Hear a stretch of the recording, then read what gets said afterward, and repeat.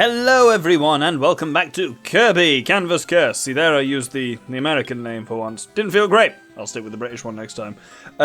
This time we're on Blue Hills and we're starting off with Cold Course. Are they going to make ice physics a thing in this game? Let's find out. Oh no, this is just standard physics. But ice themed, as in... I'm too busy, like, trying to... stop those blocks from falling down that I hit the enemies that are in front of it, which is presumably what the game knows you're going to do, which is why it does it. I'm also weirdly, I keep holding my stylus like a traditional posh person holds a cup of tea. As in, for those who aren't aware, like, you know, sticking the little finger out. So I'm like literally holding it like a pen, but then my little finger is stuck out and then my ring finger's stuck out a bit less than that.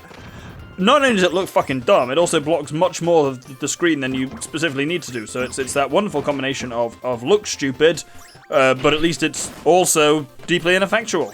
There we go. I do not recognise this music at all. It's possible it's just from a Kirby game I've never played. I haven't played yet, so do let me know in the comments if any of you have. Very excited to try Kirby and the Forgotten Realms, or whatever. Forgotten Realms is fucking D&D, isn't it? But Kirby and the Forgotten Land. Because Kirby is one of those ones where I was always... It seems to be one of the final of Nintendo's, you know, big franchises that's actually... Oh, is that a freeze boy? I think it is. Nope. Oh. Just gotta get over to him using a... You know, go that way, Kirby! You silly bugger! Right, there we go. There we go. Yeah, you get freeze. That just freeze me. Yep. Cool. Yeah, Kirby was like one of the last of Nintendo's big franchises that had still never made, officially speaking, made the leap into 3D. Like, there hadn't really been a 3D... I mean, like, don't get me wrong, like, some of the more recent Kirby ones are like kind of like 2.5D, where like the graphics are certainly 3D, but the gameplay is definitely not. And then they just did the classic Nintendo thing where like, oh yeah, by the way, you know this game you knew fuck all about? Here it is. It comes out next week. Deal with it. Where it's like classic communication there, lads. Well done once again. Though in part, I'm not exactly mad that they did that with Xenoblade because that was kind of cool. They were just like, hey, Xenoblade 3 is a thing. It's coming out in September. Jokes! It's not coming out in September. It's coming out in July instead. Like, don't get me wrong. Still not going to play it then. For two main reasons. Number one, one Xenoblade game is enough for me. Playing Xenoblade 3 whilst also still trying to, like, sort out and Let's Play Xenoblade 2 will, quite frankly, do my nut in. So I won't be doing that, I think. But also, Xenoblade 2, when it launched, was buggy, to say the least.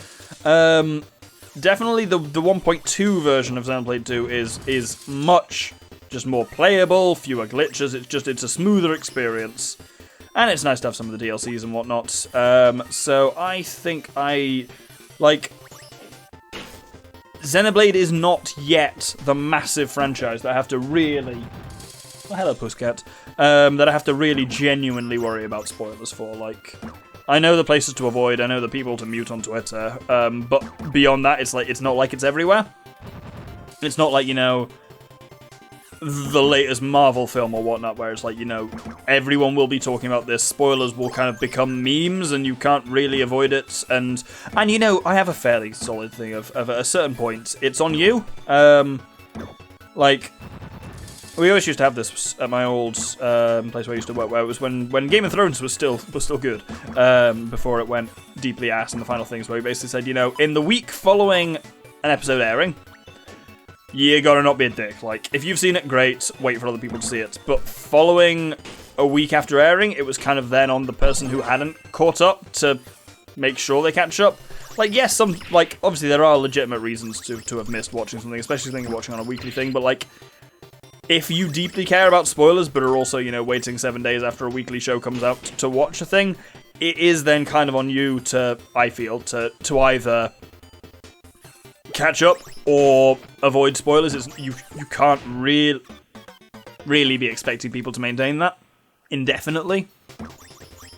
I think so. That was like for, you know, a weekly TV show. I think I have a similar rule for films, but I'd say it's probably extended. For films, it's probably more like a month, where it's like, you know what, if you haven't seen a film that you care about spoilers for, like a month after it came out, again, that's on you. It's not like I'm don't get me wrong, I'm not going to be a cunt and just be like, hey, you know what, Spider-Man dies at the end of Spider-Man No Way Home. That also doesn't happen. That's just a bad example. But that was a film I was aware I was quite late in watching. But that's one of the very few times I had to, you know, take this into my own thing where I'm like, this is... Like, where I was like, you know what, I haven't watched this in time, and that is kind of on me, so I need to make sure that I consciously avoid spoilers rather than expecting that they won't be a thing. Because it does fall to me a little bit. Games is a much tougher one. Like, when you're talking Xenoblade, you're talking like, okay, how long into a, you know, 300 plus potentially hour RPG do you start saying, you know what, this is still on me? But Xenoblade is not a big thing. Like, most people who've got a Switch haven't played Xenoblade 2, for example, which looks like it might be more. We'll have to see with Xenoblade how much it ties into the previous games. Xenoblade 1 and 2 are very clever in that they're not really connected as such. You can certainly enjoy each one on their own, and they are a fully enjoyable experience. When you play both, yes, you have a sudden moment. I think I'll talk about this in the main Xenoblade series, but certainly the point in Xenoblade 2 where I realised that it was connected to Xenoblade 1 and how it was connected was certainly enough of a shock that I drew some attention on play by going, oh shit, really loudly. So it certainly caught me off guard in that way. But Xenoblade 3 seems to be actually linking to both of the other two a bit more overtly than 1 certainly linked to 2 when it came out. But I'm not concerned about spoilers in that way because I just don't think Xenoblade is big enough for that to be like a huge risk. Like, as long as I just like I mean, okay, I was gonna say like there are certain YouTubers who would talk about it, but also I feel like most people are in that kind of community are caring about spoilers anyway. They acknowledge that, you know, not everyone's necessarily got the time to have played a 100+ hour RPG by then. It's often said that that Xenoblade is a game that doesn't care about your time, and that's definitely true. And I think that's particularly a problem with Xenoblade 2, where it's like, yeah, this game is just really going for it with all the side quests. Like, it's a huge game, and it kind of doesn't need to be. It's just like, yeah, fuck you. You bought this game, you can put 100 hours into it. Fuck you. Don't get me wrong, I like Xenoblade 2. Probably not as much as some of the other ones, though. Some of the other ones. As much as Xenoblade 1. Those are, in fact, fireworks going off. It's currently the 2nd of July. Fuck knows what they're for. Like, it's not even the Yanks for Independence Day yet. Not that I would expect in, you know, Yorkshire to hear much for American Independence Day, but it's not even that. You know what it is? It's almost certainly drugs. I don't know how it's done. A lot of people say this. A lot of people say that drugs are to do with criminals. Good one. Fireworks are often criminals signaling that drugs are ready for collection or delivery to one another. I don't know how the logistics of that work and if that's accurate or not. But at least at the moment it is, you know, 11 PM at least. I've heard that more often said as a reason for, you know, when there's fireworks going off near the prison in the middle of the day or stuff like that, and you're like, oh, okay, you know, that's a bit more believable. I don't think I even talked about, by the way, this level, because I've been talking about other shit the whole time, but this is Dungeon Dome, which is a very cool name, I must say. Oh, that's a wheel door. Oh, wheel door! Get through the wheel door! There we go. Not door, but... Oh, just shit ass! There we go. Ugh. Christ. God, they're still going with the fireworks. And I'm sure they won't pick up on the recording, so I'll sound like even more of a bell end, but there we go. There we go. Let's turn you around. Every now and then I get a little bit lonely. Ugh. Fucking Christ. Right, there we go. Let's do the old total eclipse of the heart maneuver. There we go. Oh, I went to scratch my nose. Bad timing. There we go. Right, let's... Whoop. There, we're in. Oh, do I have to race this? If that's the case, I have lost. I have failed you, Anakin. I have failed you. There we go. Whoop, there we go. Nope, nothing here. It must be at the other end. And if it was a race, then they're not... Oh. Yeah, I think it was a race.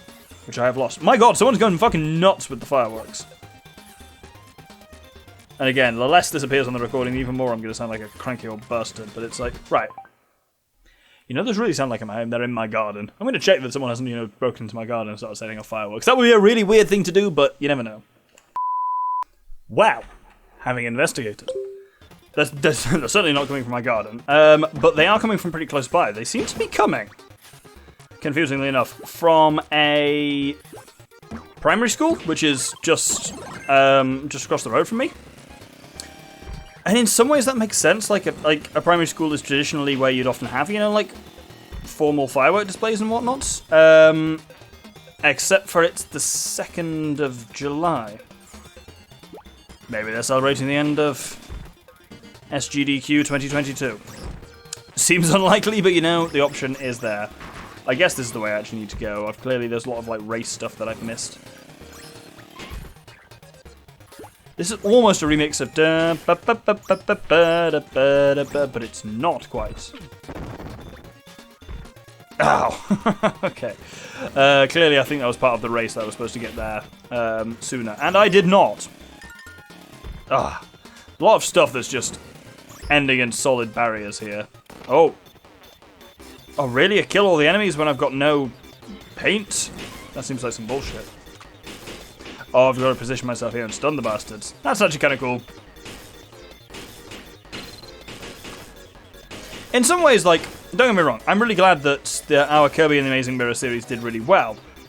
There's still a big part of me, though, that kind of wishes that was a bit of a better game. Like, I really like the idea... Right, I've always liked the idea of, like, as someone, interestingly, who doesn't care shit for open-world games... I always quite like the idea of, like, multiplayer open-world games. I really like the psychology and the gameplay of, like, you know, you can be off just doing your own thing. And that's really fun in a multiplayer sense, where it's like, you know, you can all just do your own thing. And if you need to, you can come back together for various, like, specific things. Like, I would love the idea of, you know, like... Imagine, you know, Wind Waker as like, a multiplayer experience and whatnot. That it's, like...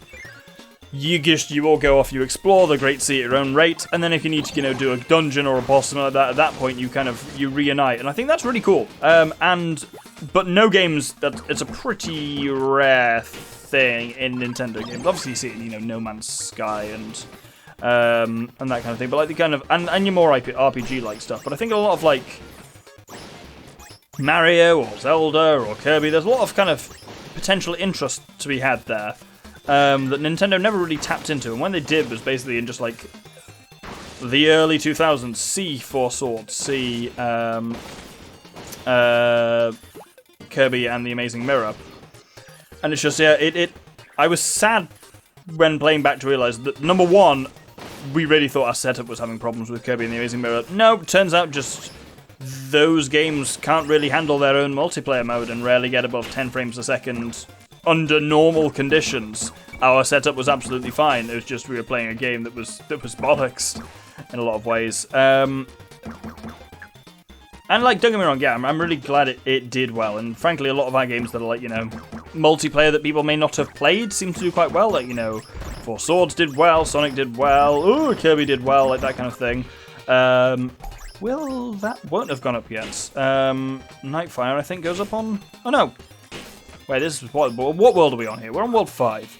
Yeah, Nightfire will have gone up by now. I'm hoping that'll have done well as well. Fuck knows, because it's the future for me now. Because it's I think it goes live on Saturday for me from here. It currently being the other Saturday, as in the previous Saturday. Levels are definitely getting longer in this as well. So I don't know if that's good or bad in terms of. I mean, I guess it provides more content to fill the Xenoblade gap! Oh, I'm really having a shocker here. Hup. Nope, dead. So we've got a very clear arrow pointing upwards. And what I decided to do last time was go right.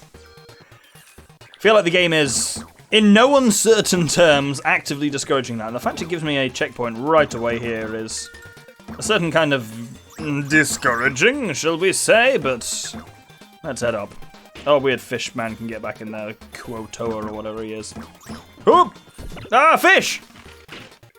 So, what have we learned from that? That this bouncy thing here is clearly just nothing more than a troll to launch you into the mouth of a waiting fish. That's some bullshit. That's what that is. Oop! There we go. I think I've said this for the last couple of episodes, but I think after this one I will go back to just the old rainbow thing. I always get confused, yeah, because... So I knew this had a different name in the States. Oh, get the fuck off me, fish boy. Because I knew, yeah, this is Power Paintbrush to me, but it's Canvas Curse in America. And then there's also a completely separate Kirby game many years later called Kirby and the Rainbow Curse. It always threw me because I always think of Rainbow Curse as being the American name for this because, you know, it's something curse. Oh! Bollocks, that did not go well. Yeah, I knew it's something curse and you draw a rainbow on this. I'm like, oh, I guess this is Rainbow Curse in America. It's not. It's Canvas Curse, Power Paintbrush, and Rainbow Curse was a separate one that was on the Wii that I never actually played. Could be good. I know that's multiplayer, but it's not like, you know, the free roaming multiplayer that Amazing Mirror was, for example. Oh, this is music. Oh, let's let this play for a bit.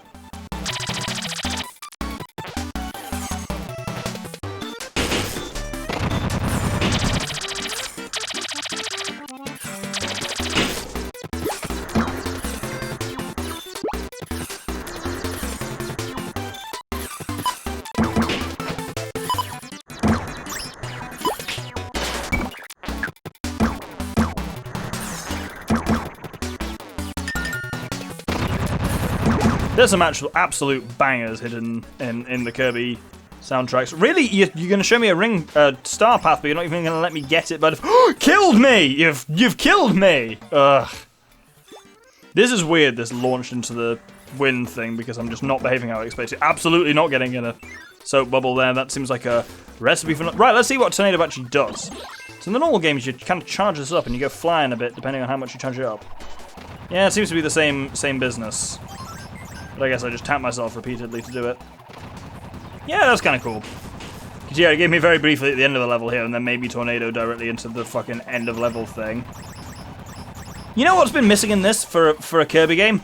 Warp stars have been conspicuous by their absence, because that's a whole thing in Kirby games that we're currently missing. Let's not, you know, can I deflect? Yeah, I can still guide myself. What just fuck? What's this man doing? No, you can just poke him enough and he dies. Excellent. Glad to hear it.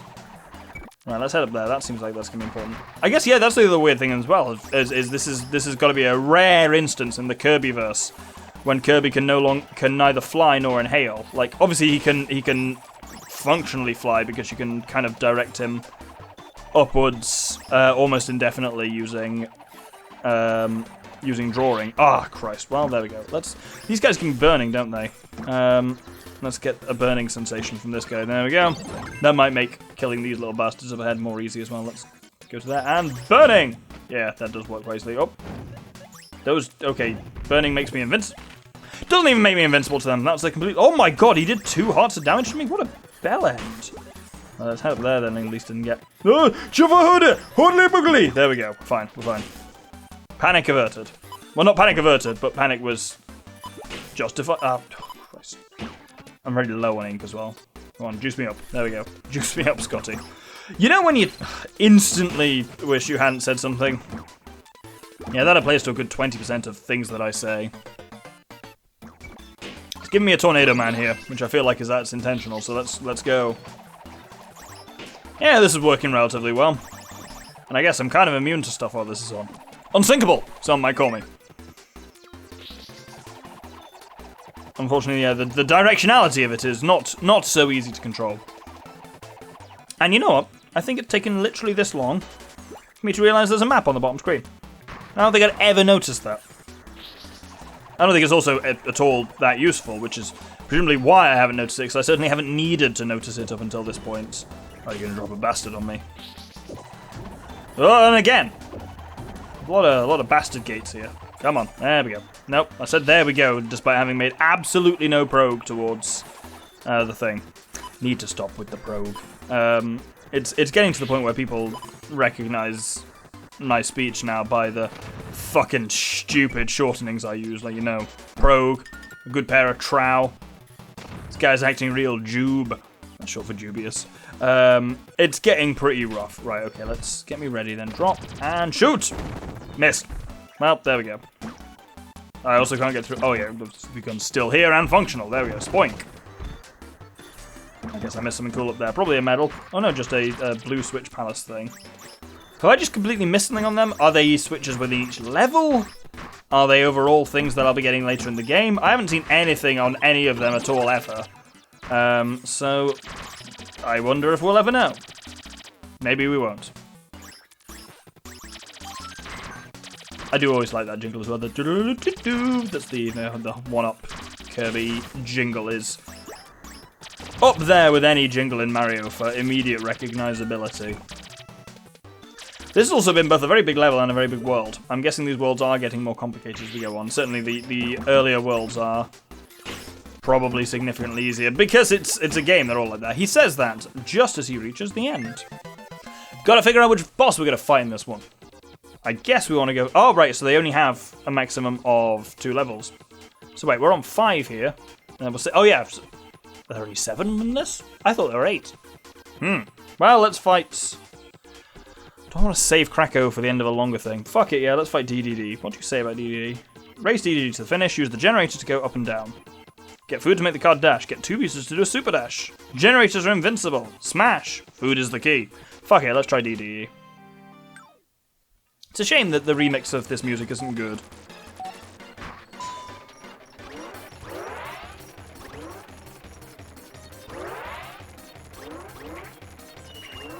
I feel like I'm doing way better in this than I did in the last one. Ow, he says. Getting eaten shit immediately. Oh! It said generators... Oh, generators are invincible, I guess. The pink blob inside them, unfortunately, very much vincible. Does vincible mean the same as invincible? Is it a flammable, inflammable situation? I guess it's a more awkward one because it's not actually a word. Oh, the generator's invincible. That is the thing leaving the line, so I need to make sure I hit enemies with that, not the cart. Now, hey, where you come out of, you fat bastard coming out of nowhere? Who do you think you are? Yeah, it's like a Take on Gourmet race, but with worse music and worse gameplay. Cool.